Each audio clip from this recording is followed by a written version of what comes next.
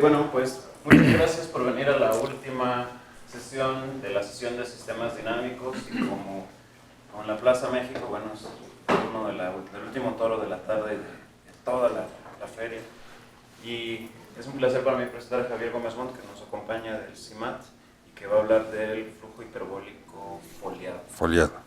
Ok, muchas gracias, Ferran, es un gran placer para mí estar aquí con ustedes. Como el público está muy variado, déjenme empezar con la siguiente situación, ¿no? Que es lo que motiva la investigación. Entonces, si tomamos una superficie compacta, orientable, de género G mayor que 1, entonces le podemos introducir una métrica, sería con una métrica de curvatura -1. Y entonces en ese caso esta se llama que es una superficie hiperbólica. Una superficie hiperbólica. Ahora, una vez que tenemos la superficie, una métrica riemanniana cualquiera, si yo doy un punto y un vector, entonces hay una única geodésica que empieza en ese punto y toma esa dirección, un vector unitario. Entonces, para todo vector unitario P en el espacio tangente a la superficie, existe una única geodésica,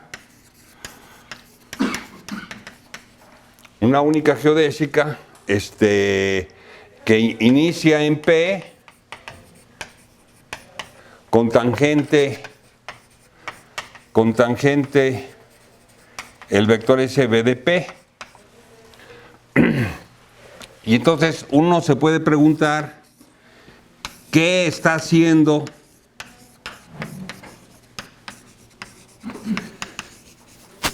la geodésica.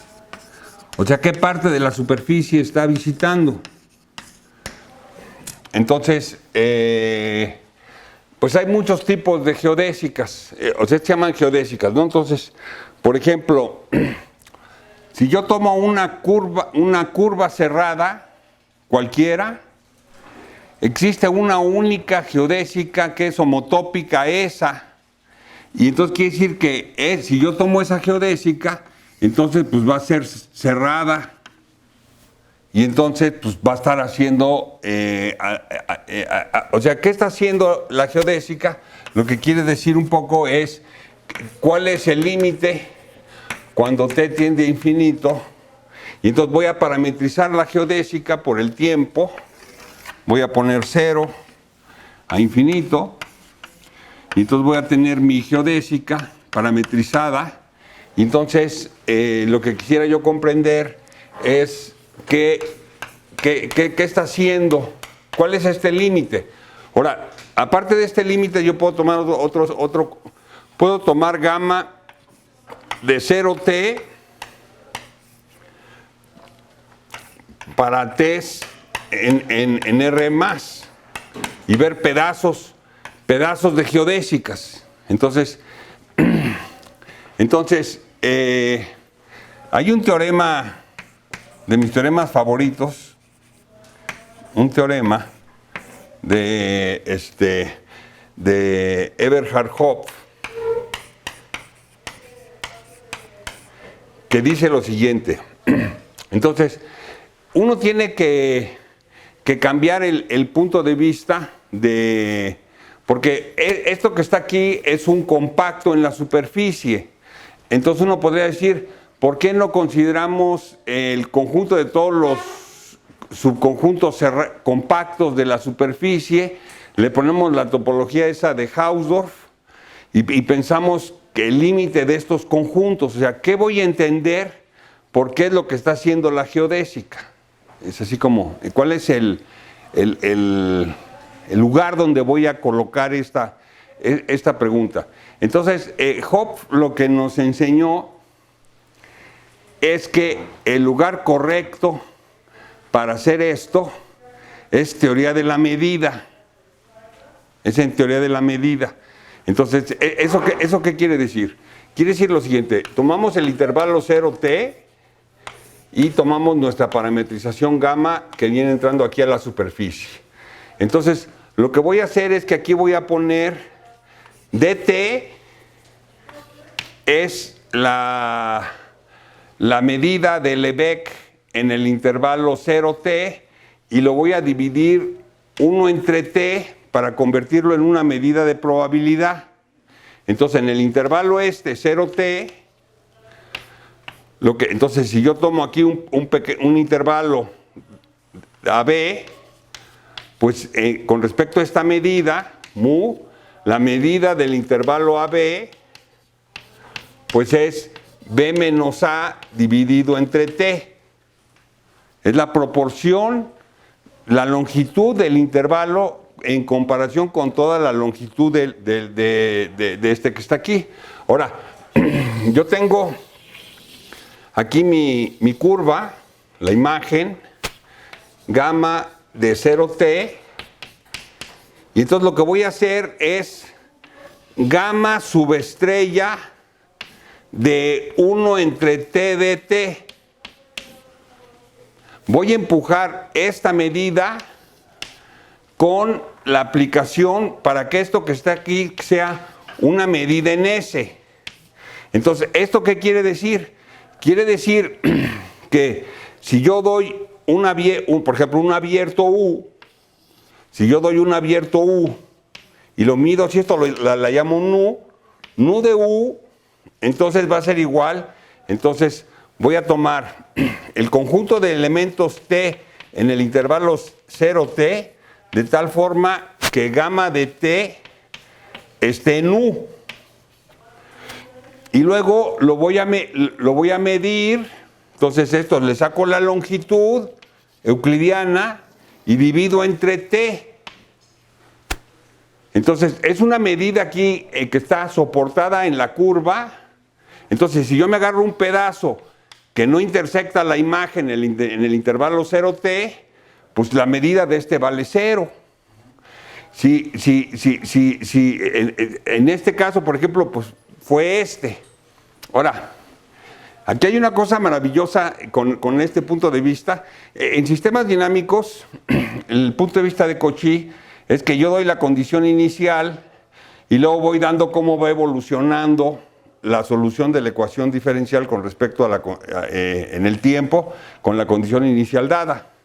Ahora, aquí con este enfoque, lo que está uno diciendo es que lo que quiero ver es qué % del tiempo pasa la solución por un conjunto, pero no me importa cuándo. No sé si ven la diferencia. Yo, para acordarme de toda la curva, tengo que irme acordando por dónde está pasando. Entonces, eso quiere decir que si yo tengo un conjunto ahí y está pasando por estos intervalos, entonces yo tendría que acordarme de cuáles son estos intervalos. Pero si nomás le hago como en las mesas de billar y los junto todos y veo aquí cuál es la proporción de estos con respecto a estos, estoy perdiendo información porque no estoy diciendo con precisión cuándo es que pasé por ahí, sino con qué frecuencia. Y eso es muy importante porque cuando el sistema dinámico es muy complicado el saber cuándo pasó, por qué lugar. Pero a lo mejor la frecuencia por la que está pasando es una información más sencilla de dar y que es más común. Entonces, por ejemplo, dejen poner un ejemplo de esto, porque es una idea muy básica. Imagínense que todos los que estamos aquí tenemos 2 novias o 2 novios según nuestro gusto. ¿Verdad? ¿Verdad? Y entonces queremos saber ¿cuándo vas a estar visitando a la novia fulana y cuándo vas a estar visitando a la otra? Entonces, y entonces uno se pone a ver fulano y le pone uno y va uno viendo y trata uno de encontrar cuál es el patrón. En matemáticas lo importante es cuál es el patrón. Entonces uno dice, no, pues mira, fue para allá y luego se fue para allá y luego se fue para acá. Y entonces uno pensando, ay, ¿cuál es el patrón? Entonces, ¿cuál es el patrón? Y entonces está uno pensándole, ¿no? Y luego ve una otra persona y ve lo mismo y ve que los itinerarios son muy diferentes, muy diferentes. Y entonces llega y dice uno, pues, ¿cuál es el patrón? Y se le ocurre uno lo siguiente, en vez de preguntarme cuándo está visitando, lo que me voy a preguntar es cuánto tiempo se pasa en cuál de las novias. No cuándo, cuánto tiempo. Entonces, no me importa si el lunes fue de 7 a 9, o sea, no, sino nomás digo, en la semana se pasó el 15% del tiempo con fulana y el 85% con mengana, no cuándo. O sea, es como yo digo, ver con los ojos de chinito, o sea, no con precisión, así. Si lo ve uno con precisión, se fastidió uno porque está muy variable todo. Pero si lo ve uno así nomás, así, con ojos de chinito, se da uno cuenta, entonces, ¿no? Entonces, si se fijan, esta idea es genial. O sea, esto le hacen como en el billar, los juntan y dicen, no me importa cuándo, lo que me importa es el % del tiempo. Y entonces, lo maravilloso ahí es que se da uno cuenta que puede uno sacar como una generalización que dice, dice uno, los mexicanos tienen 2 novias, en una pasan el 15% del tiempo y con otra el 85%. O sea, tienen como una preferida y la otra no, pero no me meto en el rollo de decir cuándo, porque si me pongo a decir cuándo, cada quien es diferente. Y entonces todos los patrones son diferentes.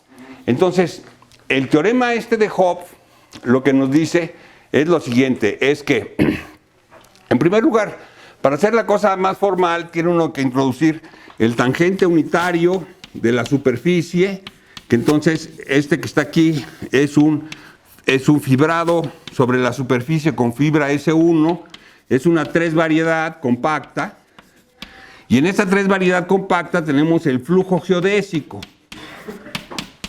porque el chiste es que la geodésica tiene su condición inicial, pero según va avanzando no nomás me puedo acordar del punto, sino también del vector velocidad. Y entonces realmente lo que tengo es una ecuación diferencial en el tangente unitario. Abajo no, porque si yo estoy en un punto de la superficie y digo, muévete, ¿para dónde? Pero si ya soy punto con brújula, ya sé para dónde. Y si voy llevando mi brújula según voy caminando, he hecho andar un sistema dinámico. Entonces, este se llama el flujo geodésico. Cualquier variedad riemanniana compacta tiene un flujo geodésico definido en el espacio tangente unitario. Ahora, el flujo geodésico euclidiano, por ahí tengo un articulito que se llama La Frida Kahlo de las matemáticas. Si quieren, pueden checarlo y dice más de lo que les estoy platicando. Si ahí lo googlean y seguro aparece. Creo que Renato, tú lo publicaste en algún lugar, ¿no? En una aportaciones matemáticas está, y explico todo esto o sea, Entonces, mire, lo que pasa con la métrica euclidiana, con el toro, si en vez de ser género mayor que 1 es género igual a 1, lo que pasa es que las líneas rectas en el mundo euclidiano son muy aburridas, porque van así como muy en paralelas. A Euclides le gustaba, pero eran como muy en paralelas. En el mundo hiperbólico son más divertidas, porque cuando avanzan, están dando codazos a un lado y por otro lado están dándoles martillazos. Eso lo que quiere decir es que hay unas que se están acercando y hay otras que se están alejando. Entonces eso lo convierte en un flujo hiperbólico que se llama, y entonces eso quiere decir que ahí tiene que haber una dinámica complicada, porque yo al avanzar estoy rechazando las cosas, pero como el espacio es finito, pues tienen que regresar. Entonces hay un fenómeno como de atracción-repulsión todo el tiempo. O sea, cuando camino hay repulsión, pero como es finito tienen que regresar. Y luego vuelve a la repulsión y luego regresar, repulsión y regresar. Y eso es lo que da origen al teorema este de Hopf, que lo que dice es lo siguiente. Para casi toda condición inicial, o sea, para casi todo vector en el tangente unitario de la superficie, entonces, si yo tomo el límite cuando t tiende a infinito entonces pongo phi, el flujo este que está aquí, phi de 0t, lo empujo con el vector b. Entonces, aquí lo que estoy entendiendo, entonces, esta notación es, o si bien le pongo, phi de 1 entre t de Lebesgue en el intervalo 0t. Esta es la parte del tiempo. Y aquí pongo el vector. Entonces, esto lo que quiere decir es la medida de probabilidad soportada en el pedazo de geodésica de longitud t que empieza en el punto B. Esa es esta notación. El espacio de las medidas de probabilidad en un espacio compacto es un espacio compacto. Entonces, esto que está aquí converge a la medida que se llama la medida de Liouville, que la medida de Liouville, en el caso este que está aquí, es la medida de probabilidad en el tangente unitario. O sea, en el tangente unitario le pongo a el área y en le pongo el ángulo, la medida de ángulo. Hay una medida natural en el tangente unitario que viene de la métrica riemanniana de la superficie y de la medida angular del ángulo. Entonces, y esto es lo que me está diciendo es que no importa, para casi toda condición inicial, casi todas las geodésicas se están equidistribuyendo en el espacio con la misma densidad. Eso es muy sorprendente. O sea, yo sé que hoy en día ya con los celulares ya nadie se sorprende de nada, pero por favor sorpréndanse. Si nunca han oído hablar de esto, sorpréndanse. O sea, así como si te cae, no manches. ¿Cómo es posible? O sea, yo tengo mi superficie, si me voy en la dirección de allá, ¿qué es lo que pasa? Que me empiezo a enredar y me empiezo a equidistribuir. O sea, si yo agarro un pedazo este es el tangente unitario de la superficie, y digo, ¿cuánto tiempo está pasando mi geodésica aquí? Entonces lo que hago es que mido, lo que hago es que mido Liouville del abierto y este es el promedio del tiempo que está pasando la geodésica por ahí.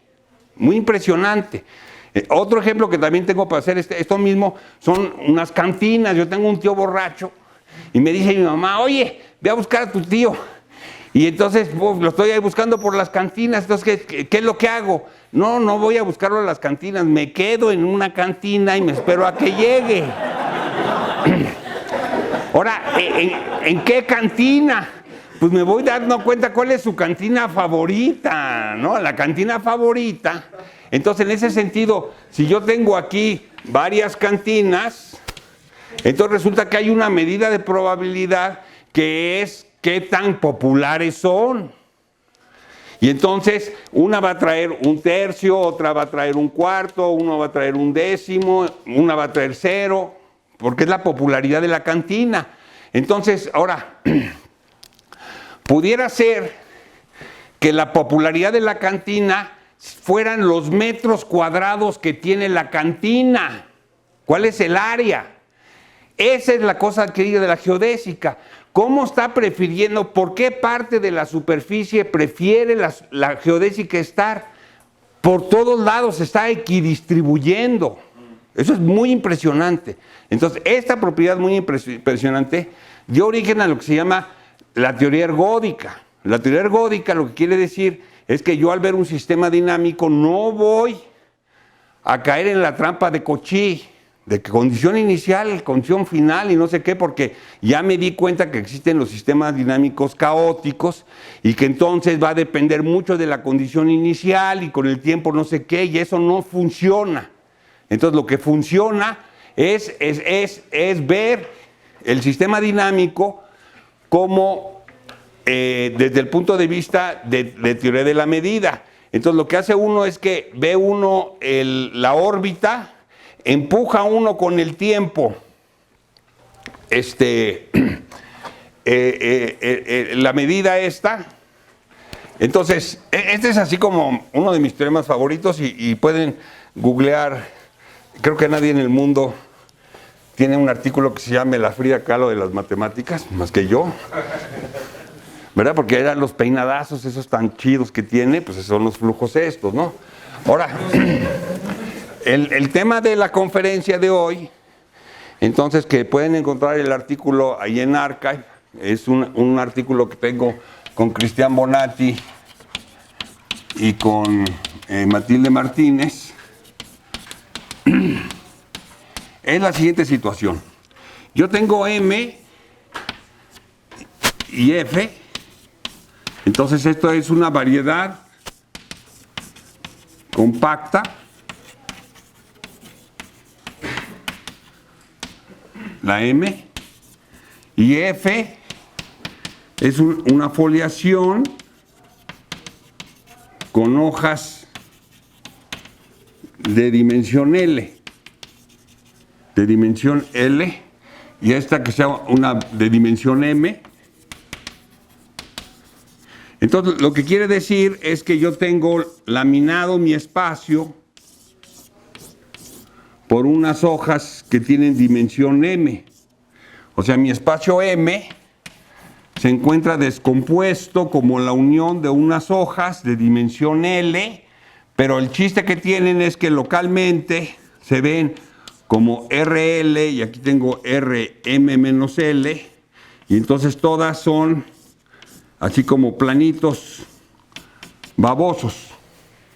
Pero el chiste es que salgo por una puerta y regreso y ahí viene ¿no?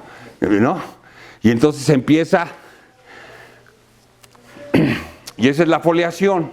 Entonces, ejemplos de foliaciones son, por ejemplo, la gente que estudia con Laura y Ernesto, los campos vectoriales sobre los números complejos, en donde las hojas, las soluciones son soluciones de ecuaciones diferenciales con tiempo complejo, son superficies. Y entonces vamos a hacer una hipótesis aquí,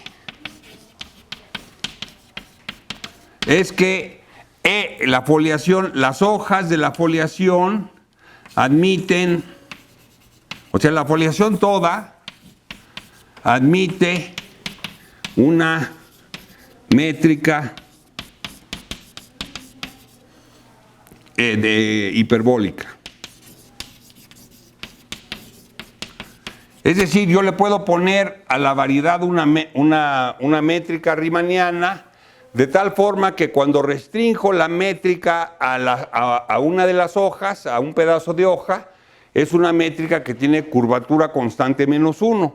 Si son superficies, por ejemplo, son entonces una métrica con curvatura -1.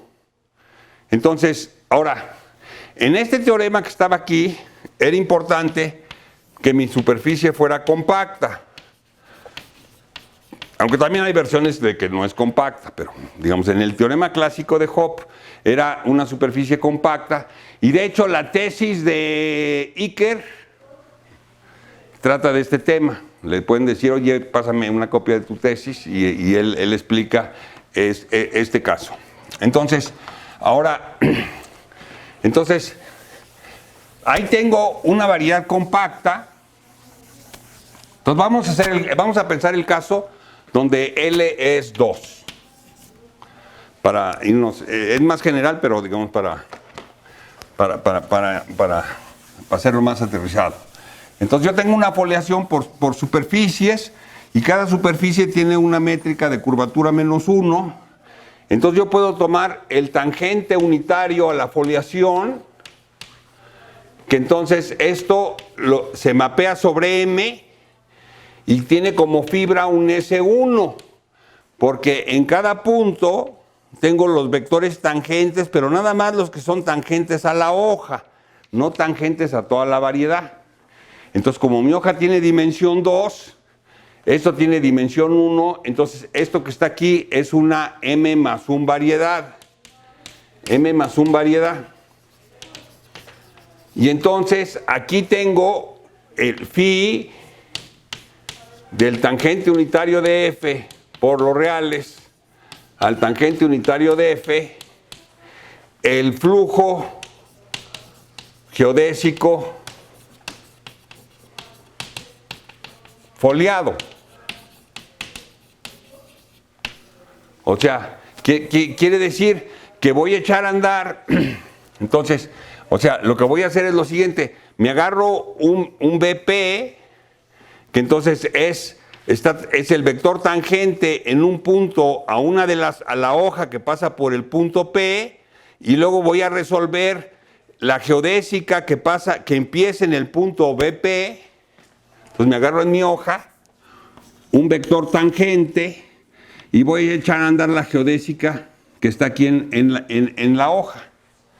Entonces me voy a ir por la geodésica en la hoja, y entonces eso me da un flujo que yo especifico la condición inicial y voy viendo cómo me voy marchando, pero estoy sobre la hoja.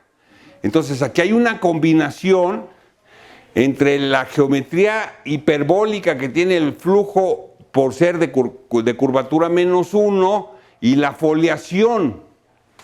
Ya llegó Iker, él estaba haciendo publicidad de tu tesis. Estoy aquí empezando con el material de tu tesis. Entonces, aquí lo que puede uno hacer es preguntarse el límite cuando t tiende a infinito, y entonces lo que hago es que empujo con el flujo geodésico. Entonces me empiezo con un vector BP,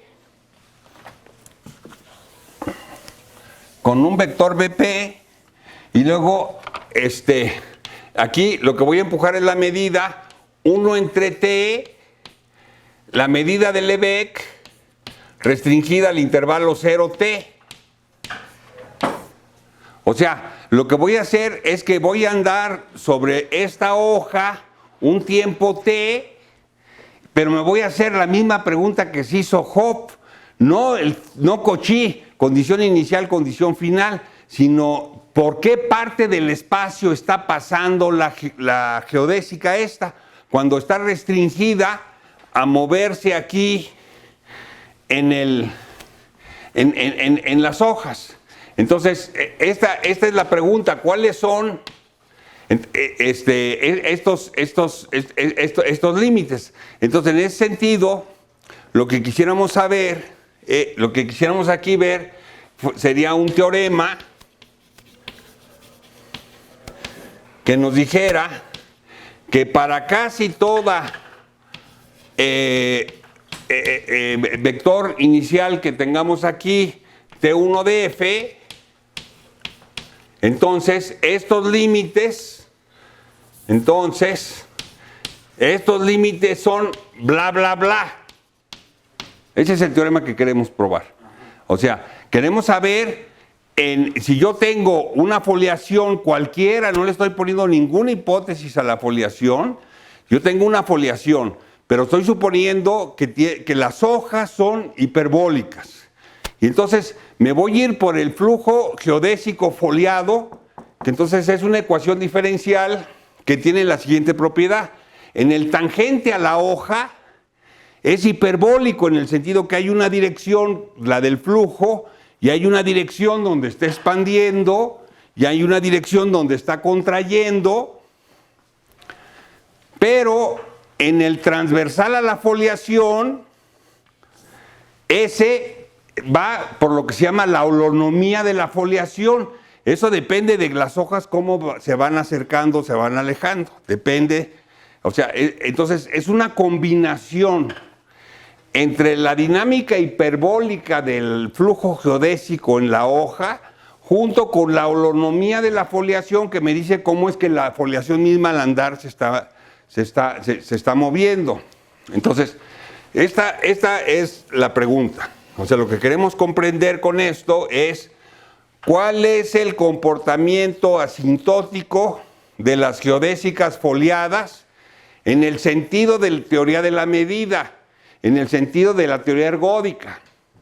Y nuestro modelo es el teorema de Hopf. Uno piensa, si Hopf tuvo suerte, a lo mejor yo también tengo suerte. La suerte en la Lotería Nacional es equidistribuida también, ¿verdad? Todos tenemos la misma probabilidad de tener suerte. Entonces, a lo mejor yo también tengo suerte y tengo mi teorema.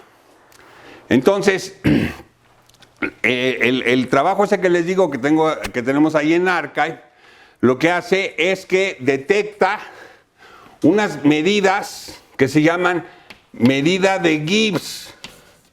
Medidas de Gibbs.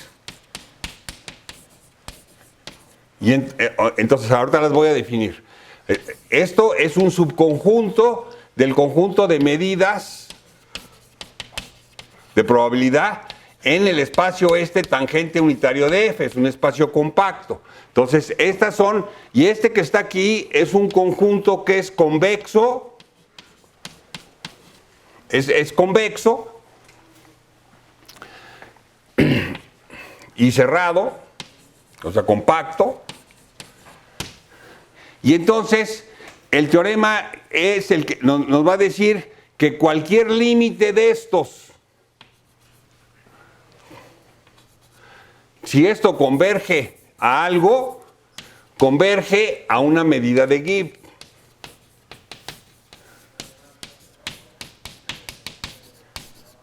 O sea, estamos detectando cuáles son los posibles límites. Hay una propiedad que tiene que tener cualquier manera de medir la geodésica. Así tomo pedazotes y de alguna forma como el espacio es compacto, entonces yo puedo tomar ciertos tiempos para que esto sí converja. Entonces digo, ¿y a qué va a converger? Entonces no va a converger a cualquier medida, sino va a converger a una medida que tiene unas ciertas propiedades. Y esas son las que detectamos y se llaman medidas de Gibbs. Entonces, ahora dejen decirles de dónde vienen estas medidas, de dónde sale este rollo de las medidas de Gibbs. Entonces, va a pasar lo siguiente. Esto es muy interesante. Todo esto todo esto es matemática. Después del teorema de Hopf, generalizaron este teorema para sistemas dinámicos hiperbólicos y ese es un teorema de Sinaí. Y a lo mejor de otras gentes también no se rentó de saber, ¿verdad? Que lo que me dice de Anosov lo generalizó para variedades de curvatura negativa. Bueno, define los flujos, lo que ahora son los flujos de Anosov. Los flujos de Anosov, pero Sinaí más general dice, si yo tengo un sistema dinámico, entonces encontró que los sistemas dinámicos hiperbólicos tenían propiedades de equidistribución en las medidas estas SRB. Entonces, o sea, es parte, yo lo que les estoy explicando es parte de una gran teoría para que luego vayan ustedes y chequen ahí. Entonces, y después de esto, Bonatti es especialista en generalizar esto a flujos semi-hiperbólicos, que quiere decir que ya no son hiperbólicos, pero tienen un poquito de hiperbolicidad. Y entonces, en estos que estamos aquí viendo este resultado, usa muchas de las técnicas de dinámica hiperbólica y semi-hiperbólico, pero en algún sentido no cae exactamente dentro de eso. Ahora, dejen platicarles de dónde viene esto de las medidas de Gibbs.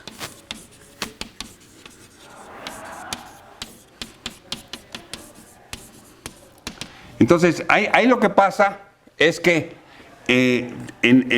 tenemos en el tangente unitario a la foliación, hay una foliación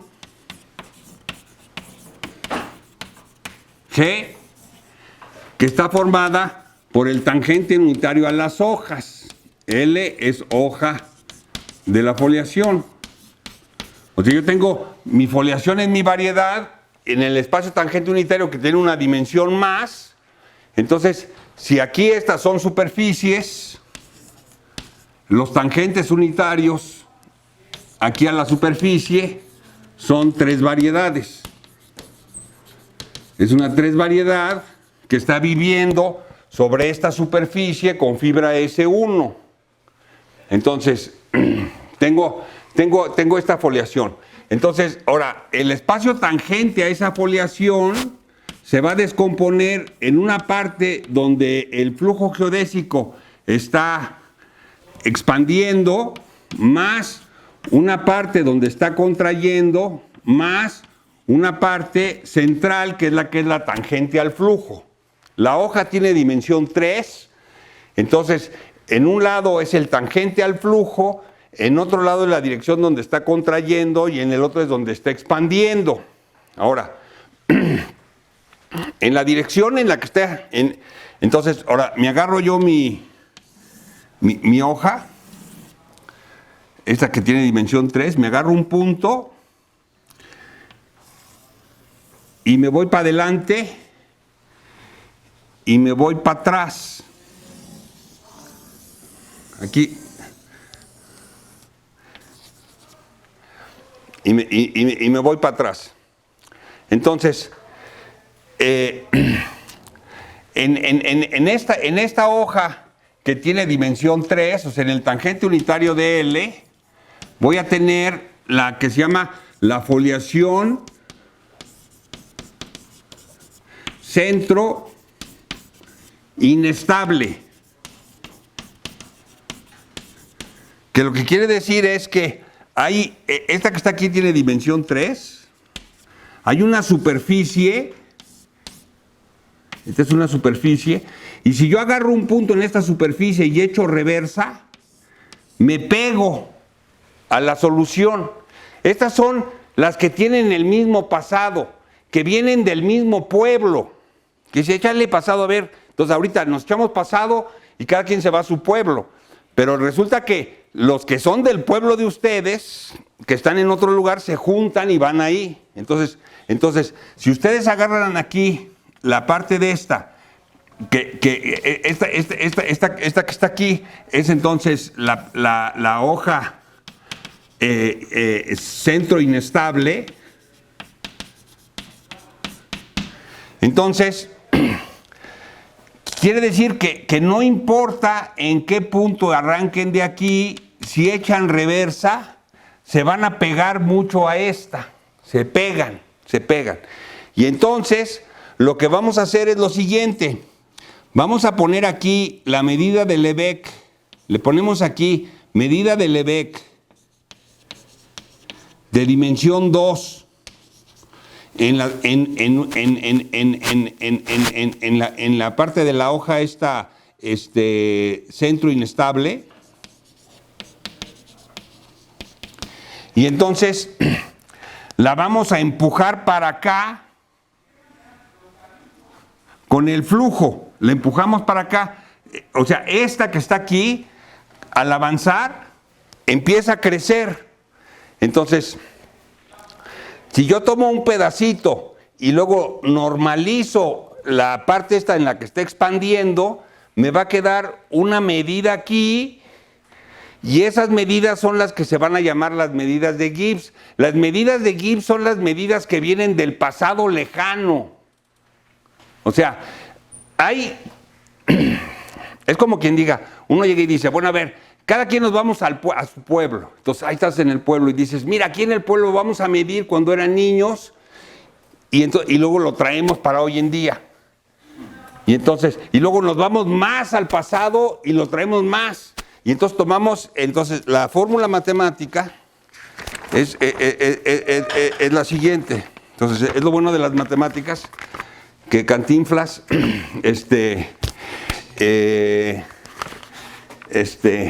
ver, déjenme ver. Entonces, ahora mis lentes. Sí. hasta Cantinflas se queda sin palabras.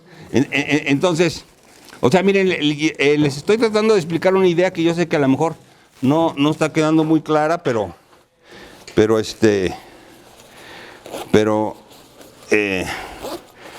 en el artículo y en los libros de dinámica hiperbólica también la pueden encontrar. Aquí está. Entonces miren, esta es la fórmula. Entonces, fíjense, es el límite cuando t tiende a más infinito de x de t, aquí estoy empujando con el campo x, y estoy empujando 1 entre el volumen de x menos t de d, y luego aquí voy a poner el volumen inestable, aquí también es el volumen inestable, restringido a x de t de menos t de d. Entonces, miren, esto lo que quiere decir es lo siguiente. Yo voy a tomar d, es un disco o un abierto. Este es un abierto en mi foliación centro inestable. O sea, en una hoja, en una hoja de la foliación centro inestable. Entonces ahí me agarro un disco. Ese disco le echo reversa. Lo hago chiquitito. Ya que lo hice chiquitito, tomo el elemento de volumen en la parte inestable, la de Lebesgue, restringido a ese pedacito y normalizo para que tenga volumen 1. Y luego lo empujo para adelante. Entonces, Grothendieck tiene una palabra maravillosa que dice: la creatividad en matemáticas es la fuerza de concentración para escuchar lo que la fórmula les quiere decir. Esta fórmula quiere decirles algo y se le tienen que quedársele viendo un buen rato para que le entiendan qué es lo que quiere decir. Pero es la manera precisa de decir el cantinflazo que me aventé, ¿verdad? Entonces, ¿qué quiere decir esto? Lo que quiere decir es lo siguiente. Yo voy a tomarme un pedazo de una hoja de la foliación centro inestable. Esta está metida en la foliación en el tangente unitario de la foliación con la que yo empecé. Entonces, con esta, entonces lo que voy a introducir una medida de probabilidad ahí. Entonces, ¿cuál medida de probabilidad? Entonces llego y digo, mira, echa reversa un tiempote para que tu cosa ya sea microscópica.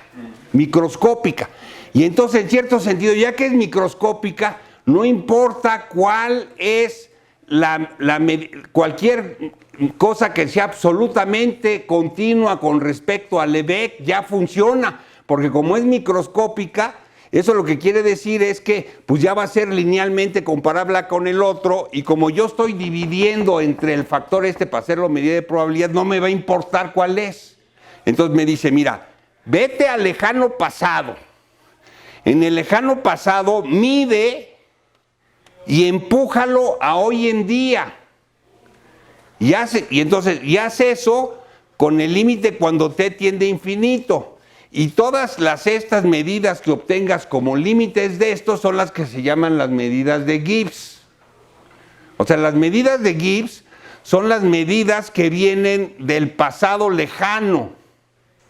Y entonces, el teorema que tenemos es el que nos dice, entonces para generar el teorema de Hopf, entonces ahí hay esa idea entonces tenemos un teorema que lo que dice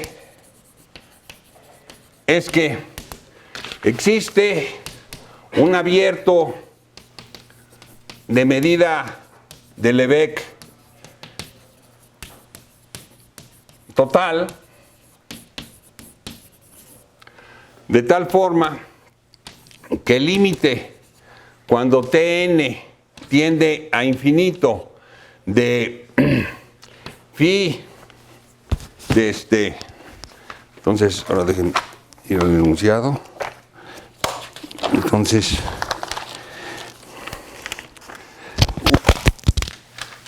ay, les digo que estoy compitiendo con Alberto Berkowski.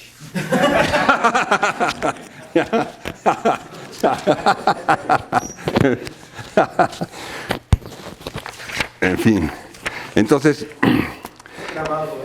está grabado. Está en el aire. Entonces, dice,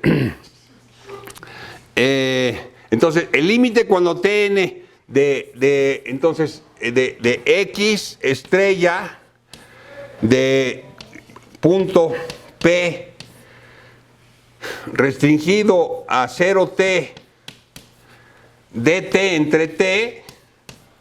Entonces esto quiere decir que estoy empujando la medida del Lebesgue de medida del intervalo de tiempo en el intervalo normalizado con mi flujo, empezando en la condición inicial. Cuando esto converge, si esto converge a algo, este que está aquí, entonces nu es un estado de Gibbs.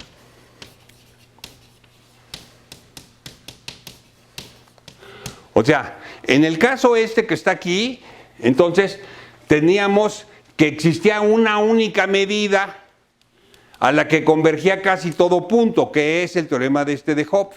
Entonces lo que dice es, bueno, aquí va a depender de la foliación, depende de cómo sea la foliación, pero lo que sí sabemos es que cualquier límite tiene que tener la propiedad de que son medidas que vienen de un pasado lejano, por ser este tipo de límites. Ahora, después de eso, tenemos un teorema que dice lo siguiente. Entonces tenemos otro teorema que dice lo siguiente. Entonces, vamos a tomar M y F, entonces una variedad foliada con hojas hiperbólicas.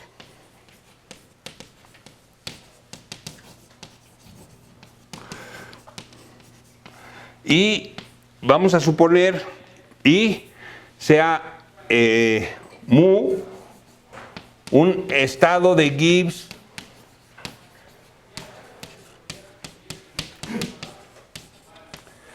ergódico. ¿Qué quiere decir eso de ser ergódico? Entonces, les platiqué que el conjunto de medidas de Gibbs era un compacto en el espacio de todas las medidas. Entonces, las ergódicas es un convexo. Entonces, por ejemplo, si fuera un poliedro con un número finito de puntos extremos y la cerradura convexa de estos puntos es el conjunto de estas medidas, estos en los extremos se llaman las medidas ergódicas. Medidas ergódicas es el equivalente en topología de componentes conexas. Estas son las componentes ergódicas, porque las medidas estas que están aquí las expreso como suma, combinación convexa de las ergódicas. Entonces se fija uno en las ergódicas. Entonces tengo, una vez que ya tengo entonces un sistema dinámico con una medida invariante por el flujo ergódica, existe lo que se llama los exponentes le aplica uno el teorema de Osseledek, y entonces existen los exponentes de Lyapunov que me dicen cuál es el crecimiento exponencial de las soluciones a lo largo de las soluciones. Entonces, aquí vamos a suponer, entonces, como este es ergódico, utilizando el teorema de Osseledek, existen los exponentes de Lyapunov, y vamos a suponer que los exponentes de Lyapunov son negativos. Entonces, si los exponentes de Lyapunov son negativos, quiere decir que a lo mejor al principio la hoja se separa, pero a la larga se contrae. Pero entonces, yo ya tengo en mi foliación, a lo largo del flujo, tengo una dimensión que está expandiendo, una que está contrayendo, y todas las normales en la foliación están contrayendo. Entonces tengo mucha contracción. Entonces, ya voy a tener que terminar porque ya se están poniendo nerviosos los organizadores, ¿verdad? Entonces, la afirmación es que en este caso, o sea, ahora hay que ponerle un poco más de condiciones a la foliación para sacar resultados más fuertes. Entonces, en este trabajo ponemos condiciones sobre la foliación, por ejemplo, que sea transversalmente conforme.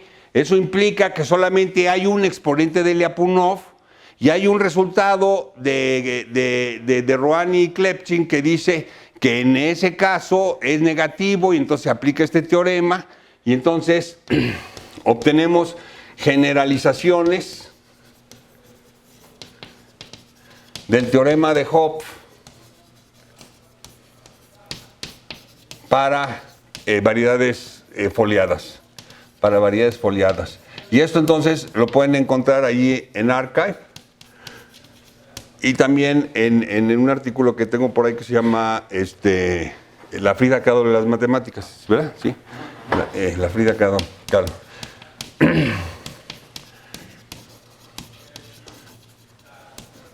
Y más en general para hiperbólicos, ¿cuál es el libro? ¿Es el de Brin?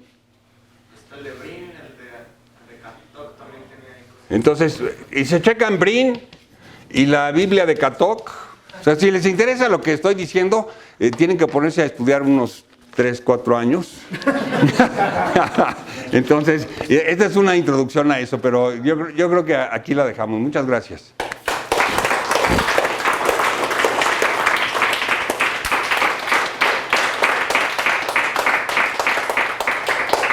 Muchísimas gracias, Javier, por esta maravillosa plática. ¿Qué onda? ¿Hay preguntas del público para el profesor? Allá atrás sí que... Porque tú dices que lo hiciste para variar de dimensión 3, pero, o sea... Sí. Bueno, en el trabajo es más general porque lo que empezamos es definiendo lo que es un campo de vectores foliado hiperbólico, que es que tenga una dirección donde está expandiendo y contrayendo y parece... y luego no nomás foliación, sino para una laminación. Ya ven que hay todo tipo de generalizaciones porque se ocupan luego. Entonces, y luego después de eso lo aterrizamos al caso de flujos geodésicos en curvatura negativa y luego en curvatura -1. Entonces, un poco en el trabajo vamos como añadiendo hipótesis, pero es muy general. No tiene nada que ver la dimensión. Lo de la dimensión nomás lo dije para no asustar a los físicos. Como le quitaste lo de hiperbólico fuerte, entonces la parte En la parte transversal de la foliación, porque en la parte transversal la estoy dejando libre.